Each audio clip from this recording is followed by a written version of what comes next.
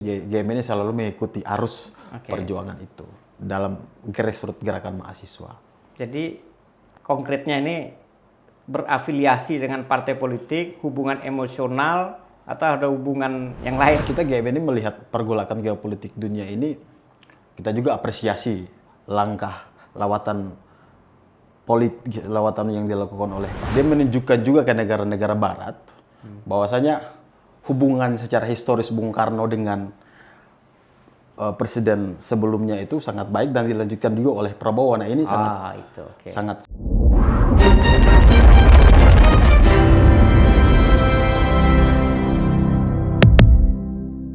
Assalamualaikum warahmatullahi wabarakatuh. Selamat malam. Jumpa kembali dengan saya Ali Purnomo dalam Sinergi Konstruktif atau Sinkos. Malam hari ini telah hadir di studio kami seorang aktivis mahasiswa dari Gerakan Mahasiswa Nasional Indonesia atau lazim disebut sebagai GMNI. GMNI adalah salah satu organisasi yang sering disebut sebagai bagian dari kelompok Cipayung selain PMII, HMI, PMKRI, dan GMKI. Organisasi GMNI mungkin lebih identik dengan organisasi kelompok kaum nasionalis yang mewakili pikiran-pikiran Soekarno representasi dalam gerakan mahasiswa dengan ideologi Marxisme. Tentu kita akan berbincang dengan narasumber kita. Selamat malam, Bung. Selamat malam, Bang. Sujohri Somar. Sujohri Somar. Sujahri. Iya, oke. Sujahri Somar. Beliau adalah Sekjen GMNI saat ini ya. Siap. Oke. Bung, bisa diceritakan sedikit soal GMNI sebelum kita berbincang nanti tentang isu keamanan nasionalnya. Oke. Terima kasih, Bang.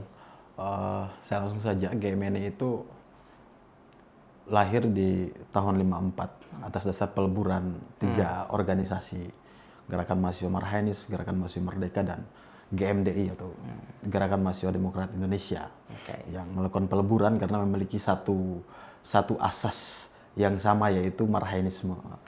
Sehingga ini dikumpulkan, dileburkan menjadi satu, yakni GMNI, Gerakan Mahasiswa Nasional Indonesia. Dan kita melakukan kongres pertama itu di Surabaya, tanggal 23 Maret 1954. Itulah disebut dengan hari lahir GMNI atau Dies Natalis.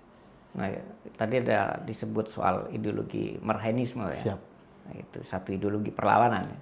Mungkin saya kira Sobat Sinkos, terutama adik-adik mahasiswa, perlu tahu sedikit tuh apa Marxisme itu. Kira-kira masih relevan nggak dengan kondisi kita saat ini? Kalau bagi kita Marxisme tetap relevan dalam sejarah perjuangan bangsa Indonesia. Karena Marxisme itu is Pancasila, Pancasila adalah Marxisme. Nah, bicara soal Marxisme itu tidak terlepas pisah daripada doktrin Bung Karno tersebut. Bagaimana sejarah Marxisme itu dilahirkan dan lain sebagainya. Nah, dalam perspektif soal ideologi, Marxisme itu kita bagi menjadi tiga, yaitu sosionasionalisme, sosiodemokrasi, dan ketuhanan yang Maha Esa. Itulah kalau disebut dalam Bung Karno menyebutkan itu, Pancasila itu digali dari bumi bangsa Indonesia itu sendiri karena sesuai dengan karakter local wisdom kita. Seperti itu. Meskipun dibantah Rocky Gerung ya. Ya. Nah, Marxisme ini ada juga kan partai yang punya ideologinya Marxisme.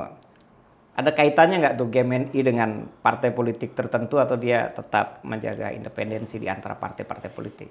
Oke, kalau dalam sejarah GMNI itu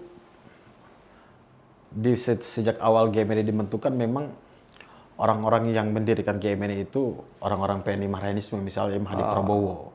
Dia menjadi ketua GMNI waktu itu, juga menjadi salah satu pengurus di DPP PNI Marxisme, partainya Bung Karno waktu itu, partai besutan Bung Karno lah. Nah, memang waktu itu kita secara tidak langsung bukan berarti kita underbound PNI Marxisme, karena waktu itu tidak diatur secara detail di organisasi soal ini underbound partai politik tertentu atau enggak.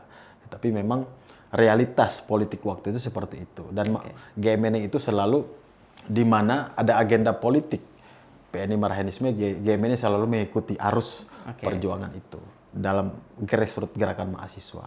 Jadi konkretnya ini berafiliasi dengan partai politik, hubungan emosional atau ada hubungan yang lain ini? Hubungan ideologis. Oke, hubungan ideologis. Mungkin secara historis, hubungan ideologis. Dan kalau sekarang dibilang tanda katakan partai-partai yang lain, kita dikatakan partai-partai yang lain mungkin enggak ya. Karena GMNI sendiri lahir 54. Sedangkan partai-partai yang tersebut kan baru tahun 80-an, 90-an kan. Jadi lebih tua ya, karena ganti nama. Ganti nama. Tapi sekarang kita udah independen. Kita independen dan kita bebas aktif dan tidak terlibat dalam politik praktis. Oke, kembali ke Marhaenisme. Bagaimana Marhaenisme melihat situasi politik nasional kita saat ini seperti apa? Apa yang dilihat oleh Marhaenisme? Sudah sesuai dengan ideologi Marhaenisme yang dianut GMNI kah? Atau agak sedikit bertentangan atau sangat bertentangan? Bagi kita, saya melihat pertama soal dalam perspektif soal lingkungan ya. Soal lingkungan hari ini misalnya dalam kebijakan Presiden Prabowo misalnya soal wacana lumbung pangan nasional yang dimana dimasukkan dalam proyek strategis nasional supaya bagaimana kita bisa melakukan ketahanan pangan nasional dalam menghadapi soal situasi geopolitik ini. Memang prinsipnya kita GMNI sangat mendukung dan mendorong agar itu dilaksanakan dengan baik dan maksimal ke depan. Tetapi dengan catatan tidak juga untuk mengorbankan aspek lingkungan dalam mensuksesi proyek-proyek strategis nasional itu. Itu lingkungan. Petaninya bagaimana? Kan Marhaenisme asalnya petani. Karena kalau tidak ada lahan untuk digarap kan bukan petani dia. Oh, dia bukan petani. Bukan petani. Jadi harus diperlakukan sebagai korporasi. Iya. Oke, jadi lingkungan aja yang kita lihat ya. Iya, makanya harus lingkungan. Kan ada pekerjaannya juga. Iya. Tetapi per hari ini kalau kita lihat di berbagai sektor kita soal lingkungan itu hari ini yang menjadi isu global dan juga isu nasional juga sekarang. Sehingga dalam perspektif itulah lingkungan dulu yang kita bicarakan sebelum kita bicara soal petani dan lain sebagainya. Oke, kita sedikit melompat ini. Siap. Setelah isu nasional yang disorot Marhaenisme, sekarang soal lingkungan kan. Siap. Dan itu isu global. Isu global. Nah, sekarang di dunia global sedang terjadi satu pergolakan politik internasional atau geopolitik. Saya kira sebagai aktivis pasti mengikuti itu kan. Siap. Ada perang Iran dengan Israel. Iya. Ada perang antara Rusia dengan Ukraina, India dengan Pakistan, di berbagai penjuru ada satu pertarungan. Kalau menurut GMNI itu ada dampaknya ke politik dalam negeri kah atau kawasan kah? Bagaimana pandangannya? Pergolakan geopolitik dunia hari ini sangat berdampak. Di berbagai sektor ya. Baik itu sektor ekonomi, sektor politik, budaya dan lain sebagainya. Dan kita GMNI melihat pergolakan geopolitik dunia ini, kita juga apresiasi lawatan yang dilakukan oleh Pak Prabowo juga beberapa pekan kemarin, dan kemarin juga beliau sedang berkunjung ke luar negeri. Tentu ini sangat baik dan kami GMNI mengapresiasi langkah-langkah itu. Yang mana nih? Yang Prabowo lakukan lawatan-lawatan ke beberapa luar negeri. Ya, poin yang mana? Yang lawatan yang mana yang diapresiasi? Misalnya kemarin dia ke Rusia misalnya. Ketemu Vladimir Putin kan. Masih di situ ada hal-hal strategis yang dibicarakan. Soal pertahanan, keamanan, soal diplomasi dan lain sebagainya. Ini artinya inilah national leadership yang Indonesia butuhkan. Seperti itu. Itulah pemimpin kita. Bisa dijelaskan lebih lanjut tuh bagian mana yang diapresiasi tuh pertemuan itu, apa isinya atau apanya gitu? Kalau secara spesifik mungkin ini mungkin secara simbolik lah ya. Secara simbolik dia menunjukkan juga ke negara-negara barat bahwasanya hubungan secara historis Bung Karno dengan presiden sebelumnya itu sangat baik dan dilanjutkan juga oleh Prabowo. Nah ini sangat baik bagi kami GMNI. Itu maksud saya. Jadi ada kesinambungan diplomasi luar negeri gaya Bung Karno dengan dengan Bung Bowo. Bung Prabowo Subianto. Ya kan? Ada kesinambungan Ada yang kesinambungan. memberikan Iya. keseimbangan pada Betul. hubungan internasional kita, kira-kira Siap. begitu ya. Siap, Bang. Nah, sekarang hubungan-hubungan itu seperti apa kira-kira diimplementasikan di dalam negeri, tentu dalam kebijakan-kebijakan. Menguntungkan apa enggak nih? Oh, tentu insya Allah menguntungkan lah ya, menguntungkan kita. Karena kita lihat kalau dalam perspektif pertahanan, geostrategi pertahanan keamanan negara, Bung Karno itu kan dulu menjadikan Indonesia Barat itu sebagai pertahanan angkatan darat dan Indonesia Timur sebagai pertahanan angkatan laut. Angkatan Laut. Ya. Dan bagian tengah itu kalau nggak salah angkatan udara kalau nggak salah. Oh, dibagi berdasarkan Wilayah. Wilayah. Aspek kewilayahan. Karena dilihat juga di perebutan Irian Barat kan Laut Arafura itu kan menjadi tempat strategis bagi Indonesia untuk melakukan perlawanan. itu masuk materi perkaderan di GMNI enggak ini? Ini masuk. Masuk. Oke. Apa biasanya yang didoktrinkan tentang pertahanan nasional kita itu di GMNI? Doktrin palingan soal cara kerangka berpikir Bung Karno aja, selebihnya soal historis Bung Karno, misalnya soal konferensi Asia Afrika, perebutan Irian Barat dan lain-lain sebagainya. Itu kalau materi-materi dasar di GMNI. Oke, ini kan ada situasi dalam negeri yang juga sedikit banyak terjadi dialektika kan, baik oposisi dengan pemerintah maupun karena situasi ekonomi, efisiensi, di luar negeri ada pertarungan. Kira-kira pandangan dari sisi gerakan mahasiswa, akankah itu terjadi satu kondisi keamanan nasional yang mengancam kah? Sangat mengancam, sehingga per hari ini kita melihat begini, ada prestasi, sebuah prestasi dari pemerintah hari ini. Bahwa di awal pemerintahan Prabowo itu laju pertumbuhan ekonomi di tahun 2009 ingin tumbuh 8%. Itu optimisme dari pemerintah. Harapannya tumbuh 8%. Kalau kita lihat kuartal pertama tahun 2025 ini, investasi itu justru naik 18,9% kalau nggak salah. Investasi. Oke. Ini memang sangat baik bagi kita. Tetapi di satu sisi, soal aspek budaya, aspek pertahanan dan keamanan, kita juga harus ekstra hati-hati dalam melihat hal tersebut. Di Indonesia hari ini kita belum mempunyai satu ketahanan nasional yang sangat kuat. Sehingga kita dorong untuk negara, presiden membentuk satu Dewan Keamanan Nasional. Tentu Dewan Keamanan Nasional ini lebih kepada memproyeksikan soal kebijakan-kebijakan strategis nasional untuk bagaimana melihat situasi pergolakan geopolitik.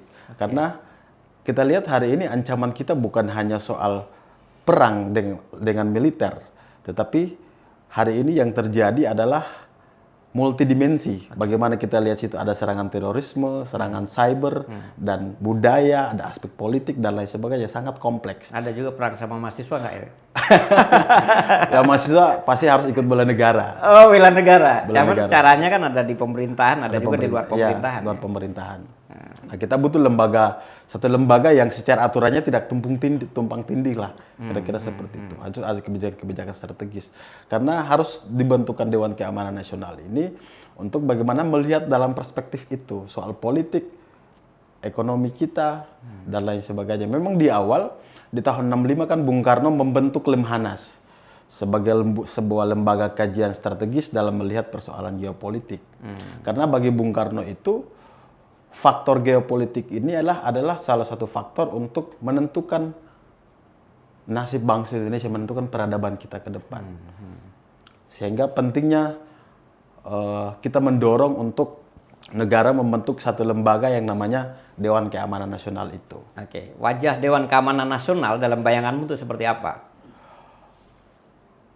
Dia satu-satu lembaga yang memang memberikan advis pemikiran, kebijakan yang strategis bagi presiden dalam memutuskan kebijakan-kebijakan tersebut.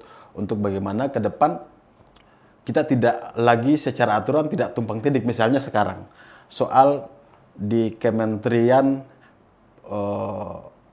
Kemenko Hukum, Politik dan Hukum lah ya. Kan di situ kita hari ini mempunyai banyak lembaga dan secara aturan juga tumpang tindih. Misalnya kita punya Kementerian Politik dan Hukum. Yang kedua kita punya Wantanas, kita punya Lemhanas, kita punya lembaga-lembaga yang memang hari ini tidak strategis memberikan saran itu kepada presiden soal kebijakan-kebijakan negara. Kenapa mereka tidak strategis itu? Ya karena misalnya di Wantanas hanya fokus soal militer, pertahanan keamanan. Dia tidak bicara soal politik, tidak soal pure soal hukum dan lain sebagainya. Sehingga urgensinya kita mendorong untuk dibentuknya Dewan Keamanan Nasional ini untuk betul-betul mengurus dan mengelola kebijakan-kebijakan yang baik dan maksimal. Seperti itu. Apakah di Dewan Keamanan Nasional nanti diharapkan juga dari sisi gerakan mahasiswa ada peran serta mahasiswa di situ, Pak? Ya tentu, kalau kita pasti ada proses selektif yang betul-betul kompetitif dalam proses rekrutmen untuk masuk kepada Dewan Keamanan Nasional, entah dari latar belakang sipil, militer dan lain sebagainya. Yang penting ada sebuah lembaga itu karena kita belajar dari negara-negara yang berperang, misalnya Amerika, Korea Selatan, Korea Utara itu sudah membentuk Dewan Keamanan Nasionalnya dan mereka leading dalam hal tersebut, cepat merespon soal politik, ekonomi, hukum kita. Nah, kita lihat dalam dinamika demokrasi bangsa Indonesia hari ini belum terlalu leading soal itu. Nah, jadi kan kalau kita bicara Indonesia, variabel mahasiswa itu dianggap penting karena dia bisa mengganggu stabilitas nasional, bisa juga meruntuhkan rezim, ya, seperti gerakan 98, gerakan 66. Nah, kira-kira peran apa itu kalau mahasiswa bisa terlibat dalam satu sistem keamanan nasional melalui Dewan Ketahanan Nasional yang dibayangkan oleh GMN itu seperti apa? Yang dibayangkan untuk kita ya untuk terlibat langsung lebih jauh di dalam Dewan Keamanan Nasional, ya mungkin kita bisa siapkan resource yang kita punya lewat pengkaderan di GMN itu. Misalnya soal teknologi AI, artificial intelligence yang hari ini berjalan. Teman-teman kita surplus itu. Untuk bagaimana menyiapkan generasi mahasiswa ini untuk masuk dalam Dewan Keamanan Nasional itu yang pertama. Yang kedua soal Undang-Undang Nomor 3 Tahun 2009 soal setiap warga negara berhak untuk mengikuti bela negara. Ini juga kita siapkan. Jadi bela negara ini bukan berarti kita latihan seperti militer, juga tidak. Bukan masuk barak, bukan masuk barak, bukan juga begitu. Tapi kita mengupgrade gerakan kita untuk bagaimana memanfaatkan teknologi terkemuka hari ini. Cyber security. Ya, cyber security. Atau cyber army. Betul. Untuk bagaimana berkontribusi langsung dalam Dewan Keamanan Nasional. GMN itu berapa anggotanya hari ini? Kalau GMN hari ini kan lagi dualisme nanti di ini. Banyak kalau dua kan? Banyak. A ditambah B, jadi double anggotanya. Double. Kalau udah 250 lebih puluhan cabang, 250 cabang lebih. 250 cabang. 250 cabang. Jadi dia bisa mengambil peran dalam pertahanan keamanan nasional. Sejauh ini kalau GMNI sendiri sudah melakukan diskursus soal Dewan Keamanan Nasional belum? Ini barusan kita gagas bersama dengan teman-teman beberapa orang diskusi. Jadi ke depan kita akan membuat diskursus. Kita juga akan melibatkan para pengamat yang expert di bidangnya untuk kemudian memberikan surplus gagasan juga soal pengetahuan soal lebih jauh lah. Tapi hari ini pemerintah masih belum bicara soal Dewan Keamanan Nasional nih. Ini baru usulan masyarakat sipil ya. Iya. Ini sebenarnya ini respon atas situasi yang terjadi di bangsa Indonesia hari ini, yang dimana kita lihat ya per hari ini di kejaksaan itu sudah menangkap banyak orang yang melakukan tindak pidana korupsi dan jumlahnya itu sangat fantastis di Republik, sehingga kita butuh sebuah lembaga yang betul-betul kuat, yang betul-betul independen untuk bagaimana melihat berbagai problem yang ada di bangsa Indonesia hari ini.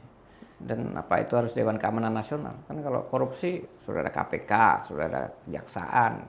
Ya karena dia sangat kompleks. Bicara soal pertahanan, keamanan. Termasuk ancaman dalam korupsi ya? Iya, betul. Ya, jadi narkoba, korupsi, semuanya. Apalagi? Pangan. isu-isu lingkungan dan sebagainya itu adalah Lingkungan, ancaman nyata hari security, ini di ya, dalam negeri. bisa meruntuhkan bangsa dan negara ya. Betul. Kalau itu terjadi ada gerakan mahasiswa ya negara kan terjadi kekacauan, investasi dari negara lain juga kan nggak maksimal. Nah, ini kan terkait dengan gerakan mahasiswa ini, Anda tidak takut ya kalau isu Dewan Keamanan Nasional menjadi perbincangan publik, kemudian ada tuduhan bahwa akan terjadi kembalinya militer ke ranah politik. Memang Bung Karno itu pernah menyampaikan bahwa TNI itu tidak boleh ikut-ikut dalam politik. TNI itu harus berjiwa berapi-api berjiwa, berkobar-kobar berjiwa dalam melakukan agenda-agenda perjuangan. Nah, per hari ini di Dewan Keamanan Nasional itu kita tidak semua juga kita mengusulkan bahwa ini militer yang mendirect Dewan Keamanan Nasional ini. Juga kita melihat orang-orang yang expert di bidangnya masing-masing. Supaya bagaimana sama-sama bergotong royong sesuai dengan cita-cita Bung Karno itu, bergotong royong antara si kaya si miskin untuk bagaimana mensukseskan bangsa ini ke depan. Artinya Dewan Keamanan tidak hanya dikontrol oleh militer tapi juga oleh sipil dan melibatkan berbagai stakeholder di dalam masyarakat Indonesia ya. Oke, saya kira perbincangan kita Sobat Sinkos sangat menarik ya. Ini pandangan mahasiswa dari GMNI bahwa dia juga memiliki ide yang sama yang namanya Dewan Keamanan Nasional, dan mengharapkan Dewan Keamanan Nasional punya peran sentral di dalam memajukan, mengembangkan Indonesia, berdialog secara global gitu kira-kira. Oke, saya kira itu perbincangan singkat kita. Ada lagi nggak pesan yang sebagai closing statement sebelum kita akhiri perbincangan kita di Sinkos? Udah, cukup. Cukup, Mas. Oke. Terima kasih Sobat Sinkos sekalian. Hari ini kita sudah menjalankan satu dialog dengan Sekjen Gerakan Mahasiswa Nasional Indonesia, Sujahri. Dan perbincangan bisa terus diikuti dalam serial Sinkos berikutnya. Selamat malam, terima kasih. Salam Sinkos. Assalamualaikum warahmatullahi wabarakatuh.